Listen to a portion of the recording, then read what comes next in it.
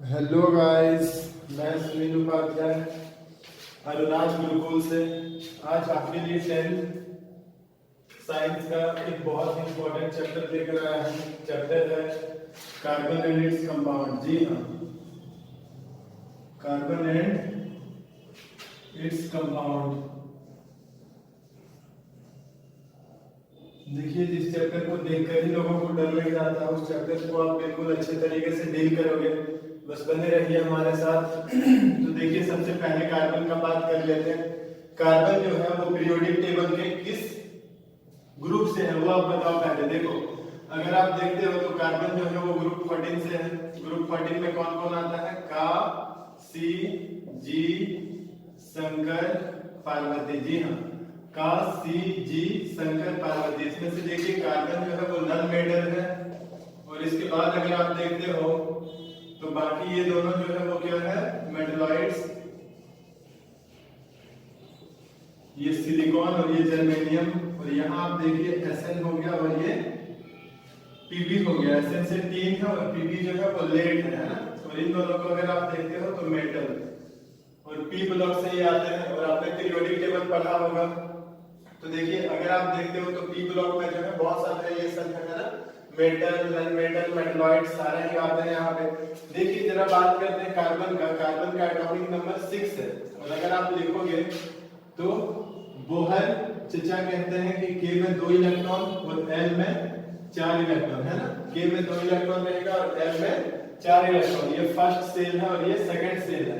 Further आप देखोगे यार, इसे आप ऐसे लिख सकते हो सब सेल के फॉर्म में 1s2 और यहाँ क्या आ जाएगा 2s2 और ये 2p2 है। यानी कि सेकंड सेल में अगर आप देखते हो तो 2 इलेक्ट्रॉन इसका S में है और 2 इलेक्ट्रॉन P में है ना।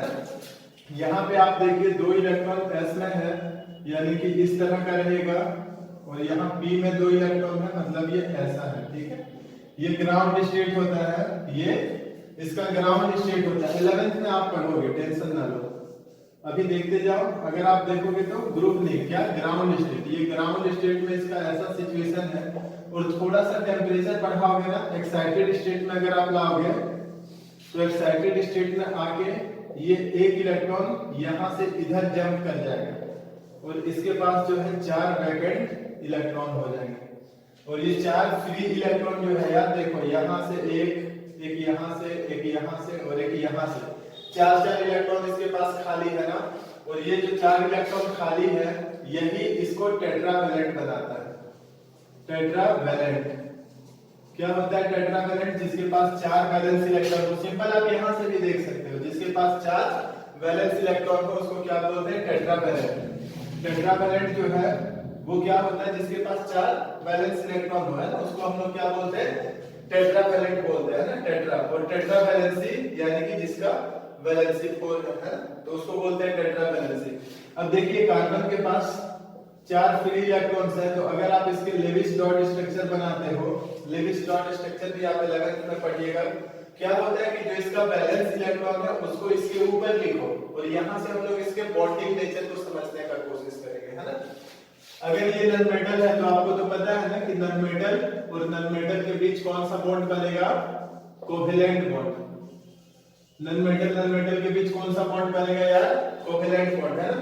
तो ये कोवेलेंट बॉन्ड बनेगा। लेकिन देखिए, ये कार्बन है, इसके पास 4 वैलेंस इलेक्ट्रॉन है, एक यहाँ, एक यहाँ, एक यहाँ और एक यहाँ पे। और अगर आप देखते हो तो कोई भी एलिमेंट जो है वो अपने आउटर सेल में 8 इलेक्ट्रॉन रखना चाहता है। देखो ना यार, 4 इलेक्ट्रॉन इसके पास खाली है तो ये कोशिश करेगा कि 4 इलेक्ट्रॉन अपने पास भर ले।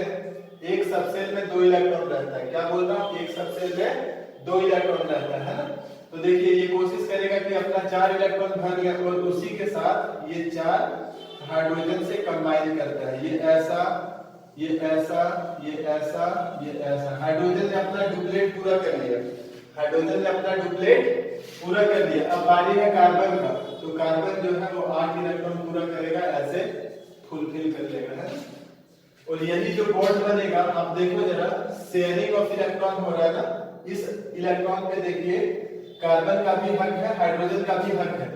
शेयर मतलब क्या होता है? मिल बांट कर तो देखो यहाँ पे जो बॉन्ड बना है वो दोनों मिल बांट कर बना हुआ है, तो ये कैसा बॉन्ड बनेगा, कोवेलेंट बॉन्ड बनेगा। अभी हम लोग दो बात नोट करेंगे यहाँ से, वैसी बातें जो हमें याद रखनी होती है अपन बहुत हार्ड में लिखेंगे। पहली बात क्या है यार कि कार्बन इज टेट्रावेलेंट, कार्बन जो है वो क्या है, टेट्रावेलेंट है ना, कार्बन जो है टेट्रावेलेंट है। और दूसरी बात आप क्या नोटिस करोगे, दूसरी बात ये कि it forms covalent bond, it forms covalent bond है ना। पहली बात क्या थी कि कार्बन जो है वो टेट्रावेलेंट होगा नेचर में, पहली बात क्या थी कार्बन जो है वो टेट्रावेलेंट होगा नेचर में, और दूसरी बात इसका क्या है देखिए कोवेलेंट बॉन्ड बनाता है कोवेलेंट बॉन्ड। अब देखो अगर आप जरा आगे चलते हो तो आपको पता चलेगा कि यहाँ पे देखिए ये कोवेलेंट बॉन्ड बना लिया और दूसरी बात है टेट्रावेलेंट है। अब इसके कंपाउंड के बारे में कुछ और हम लोग स्टडी करते हैं कि कार्बन जो है वो कैसा कंपाउंड बना सकता है। देखो बेसिकली अगर आप देखोगे इसका तो इसके पास सिंगल बॉन्डेड कंपाउंड है जी, सिंगल बॉन्डेड कंपाउंड, उसके बाद सिंगल बॉन्डेड कंपाउंड यानी कि कार्बन कार्बन पे सिंगल बॉन्ड होगा। दूसरा रहेगा डबल बॉन्डेड कंपाउंड, इसमें क्या रहेगा कार्बन कार्बन के बीच डबल बॉन्ड रहेगा, और एक क्या रहता है ट्रिपल बॉन्डेड। ट्रिपल बॉन्डेड में आप देखिएगा कार्बन कार्बन के बीच ट्रिपल बॉन्ड रहेगा है ना। कार्बन कार्बन के बीच जब सिंगल बॉन्ड रहेगा यार तो इसको बोलते हैं अल्केन, क्या बोलते हैं अल्केन। कार्बन कार्बन के बीच जब सिंगल बॉन्ड रहेगा तो इसे क्या बोलोगे अल्केन, कार्बन कार्बन के बीच डबल बॉन्ड रहेगा तो इसको क्या बोलते हैं अल्कीन, और कार्बन कार्बन के बीच ट्रिपल बॉन्ड रहेगा तो इसको क्या बोलते हैं अल्काइन है ना। कार्बन कार्बन के बीच ट्रिपल बॉन्ड रहेगा तो इसे क्या बोलते हैं अल्काइन। इसके साथ और भी एक चीज आप देखो, फोर्थ में क्या है कि अगर कोई अल्केन एक इलेक्ट्रॉन लूज करेगा है ना तो ये अल्काइल ग्रुप बना देगा। अगर कोई अल्केन एक हाइड्रोजन लूज करेगा तो ये अल्काइल ग्रुप बना देगा। जैसे देखिए ये मीथेन है CH4, अगर यहां से एक लूज करेगा तो ये CH3 बनाएगा। और कार्बन टेट्रावेलेंट होता है ना, टेट्रावेलेंट मतलब 4 बॉन्ड रहना चाहिए। यहाँ देखो 3 हाइड्रोजन के साथ 3 बॉन्ड है, ये समझ रहे हो ना। जैसे देखो carbon 1 hydrogen 2 hydrogen 3 hydrogen 3 bond है, एक इलेक्ट्रॉन यहाँ पे खाली रह जाएगा जो फ्री रहता है ना, जो फ्री रहता है जुड़ने के लिए। और बाद में आप देखोगे कि यही जो है वो ब्रांच की तरह आएगा। अभी हम लोग नोमेनक्लेचर सीखेंगे ब्रांच और पैरेंट सेल है ना, तो देखिए ये जो है वो ब्रांच की तरह आएगा ठीक है। CH3 यानी कि जितना भी अल्काइल ग्रुप है वो क्या होगा ब्रांच की तरह आएगा। अब देखो इसके बाद जो है आप 11th में देखोगे कि अल्केन के बाद अल्कीन जो है ना ये एक हाइड्रोजन लूज करेगा और ब्रांच में जाएगा तो उसका नाम क्या होगा, और अल्काइल जो है ये भी लूज करेगा एक और ये ब्रांच में जाएगा तो इसका नाम क्या होगा। पर 10th में नहीं आता यार, जो नहीं आता वो अपन अभी ठीक नहीं करेंगे। तो देखिए अब ये फिलहाल 4 याद रखो, सिंगल बॉन्डेड कंपाउंड को अल्केन बोलते हैं, डबल बॉन्डेड कंपाउंड को अल्कीन बोलते हैं, ट्रिपल बॉन्डेड कंपाउंड को अल्काइन बोलते हैं। और याद रखिए बॉन्ड कार्बन कार्बन के बीच है, सारा ही कार्बन कार्बन के बीच है। और अगर कोई अल्केन एक हाइड्रोजन लूज करता है तो अल्काइल ग्रुप बनता है, और अल्काइल ग्रुप इस तरह CH3 ब्रांच में आएगा ठीक है। तो चलिए मिटा देते हैं। अब देखो आगे नेक्स्ट आपके पास जो आएगा वो क्या है ना, एक अपन अभी एक बार शुरू से रिकॉल करेंगे। कार्बन टेट्रावेलेंट होता है, कार्बन जो है वो टेट्रावेलेंट होता है। दूसरा कार्बन जो है वो क्या बनाएगा डबल बॉन्डेड, सिंगल बॉन्डेड और ट्रिपल बॉन्डेड सारा ही तरह का कंपाउंड बनाएगा। और ये जो है वो कोवेलेंट बनाता है। कोवेलेंट बॉन्ड मतलब समझ रहे हो, शेयरिंग से है ना। कोवेलेंट बॉन्ड मतलब शेयरिंग से, एक ही इलेक्ट्रॉन पे दो अलग अलग एलिमेंट का कब्जा होगा, उसको शेयरिंग बोलते हैं। कोवेलेंट बॉन्ड का एक प्यारा सा नाम है बेगर, भिखारी, बेगर भिखारी है ना, इसे बेगर बॉन्ड भी बोला जाता है। खैर जो भी हो, अब देखो एक क्वेश्चन आपसे पूछेगा कि draw electron dot structure of ethane, एथ है ना। अभी नाम लिखना सीखोगे, टेंशन मत लो। एथ मतलब होता है 2 कार्बन, तो देखो एक कार्बन है, यहाँ पे 1 2 3 4 और फिर एक कार्बन ले लो, H मतलब 2 कार्बन लिया और कार्बन पे 4 इलेक्ट्रॉन होते हैं, है ना। अब देखिए ये जो है इसके साथ हाइड्रोजन भी लिंक होगा। एक हाइड्रोजन यहाँ अपना डुप्लेट पूरा किए हुए है, एक हाइड्रोजन यहाँ अपना डुप्लेट पूरा किए हुए और एक हाइड्रोजन यहाँ अपना डुप्लेट पूरा किए हुए है। और देखो कार्बन जो ये कब्जा करेगा वो कार्बन कुछ इस तरह का कब्जा करेगा।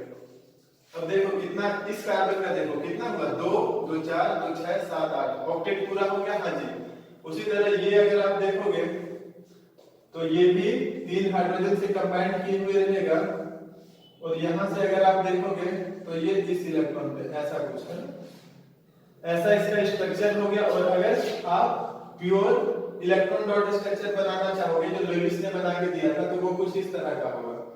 2 इलेक्ट्रॉन यहाँ हाइड्रोजन पे, 2 इलेक्ट्रॉन यहाँ हाइड्रोजन पे, 2 इलेक्ट्रॉन यहाँ हाइड्रोजन पे और फिर इधर कार्बन पे 2 इलेक्ट्रॉन, फिर इस हाइड्रोजन पे 2 इलेक्ट्रॉन, फिर इस हाइड्रोजन पे 2 इलेक्ट्रॉन और फिर इस हाइड्रोजन पे 2 इलेक्ट्रॉन। तो चलो गाइस आप जो है क्वेश्चन करोगे प्रोपेन के लिए आप इलेक्ट्रॉन डॉट स्ट्रक्चर बनाओगे, ठीक है।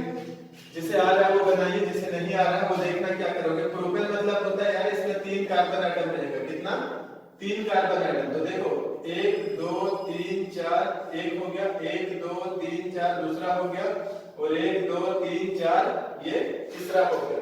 अब हम लोग सराउंडिंग में हाइड्रोजन लगाते जाएंगे, एक हाइड्रोजन यहाँ लगाइए, एक यहाँ लगाइए, एक यहाँ लगाइए। अब देखो सारे ही हाइड्रोजन का डुप्लेट कंप्लीट हो गया और ये कार्बन अगर देखोगे तो इसका ये ऑक्टेट कंप्लीट हुआ है ना। फिर यहाँ पे हाइड्रोजन आप लगाओ, ये हाइड्रोजन अपना डुप्लेट पूरा किए हुए है, ये हाइड्रोजन अपना डुप्लेट पूरा किए हुए है और इस वाले को देखो 2 2 4 2 6 और 2 8 यहाँ से इस तरह ये कंबाइन कर लेगा तो इसका ऑक्टेट पूरा हो जाएगा। और फिर साइड वाला जो है वो एक हाइड्रोजन और एक हाइड्रोजन, इस तरह से ये इलेक्ट्रॉन इसके अंदर रहेगा ना। और ये अगर पूरा ही घेर ले फिर, ये अगर पूरा ही घेर ले फिर तो इसके पास 8 इलेक्ट्रॉन आ जाएंगे, है। तो इस तरह से इलेक्ट्रॉन डॉट स्ट्रक्चर बनता है इसका। और इसके लिए फिर आप ऐसे बना दोगे, है ना।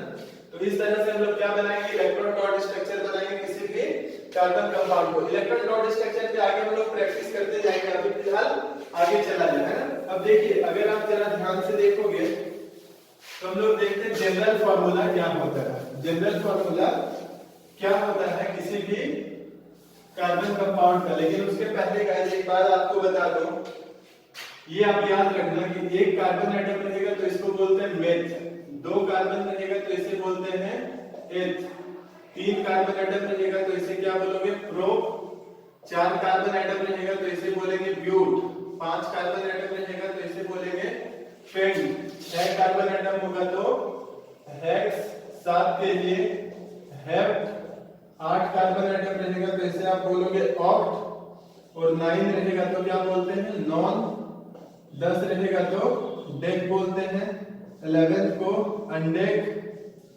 और 12 कार्बन एटम हो तो उसको बोलते हैं डोडेक, डोडेक, है ना। 12 कार्बन एटम हो उस पे तो क्या बोलोगे डोडेक बोलोगे, है ना।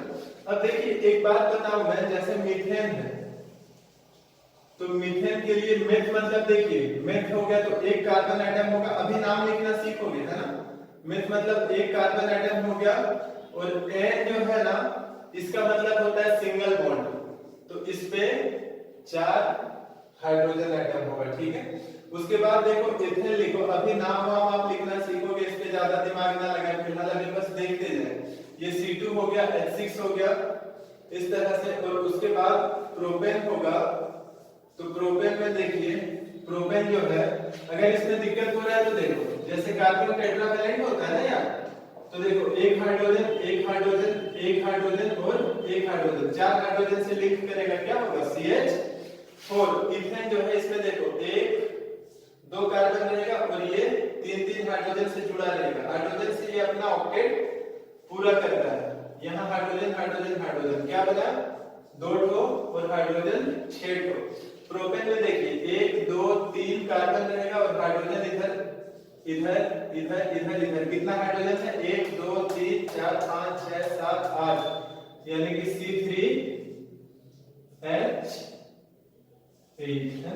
अब देखो यहां से यहां के बीच कार्बन में कितना डिफरेंस है? यहाँ एक कार्बन था और यहाँ 2 कार्बन था, एक कार्बन का डिफरेंस हुआ। और हाइड्रोजन में यहाँ 4 था, यहाँ 6 है, कितने का डिफरेंस हुआ? 2 हाइड्रोजन का।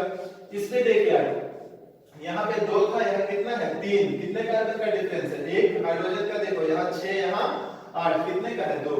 भाई जब भी तुम देखोगे ना किसी भी कार्बन कंपाउंड में, किसी भी कार्बन कंपाउंड में आप देखोगे तो यहाँ पे तुम्हारे पास CH2 का डिफरेंस आएगा। मैं क्या बोल रहा हूँ? किसी भी कार्बन कंपाउंड में आप देखोगे CH2 का डिफरेंस आएगा।